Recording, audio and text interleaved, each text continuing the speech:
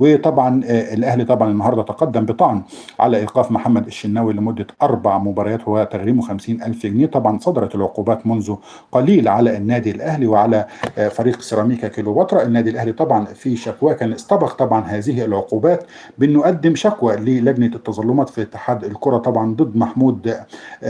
وفا حكم مباراه سيراميكا كيلوباترا والاهلي، وقال فيها ان الحكم طبعا اتى باشياء لا يمكن طبعا السكوت عليها، من ضمنها طبعا سب حسين الشحات ومحمد الشناوي في هذه المباراه، ودفع محمود حسن تريزيجيه، وقام باشهار الكارت الاصفر لمصطفى شوبير ووليد صلاح الدين بدون وجه حق. وطبعا رابطه الانديه كانت طبعا اصدرت عقوباتها في هذه المباراه منذ قليل، وطبعا كانت عقوبات قاسيه سواء بايقاف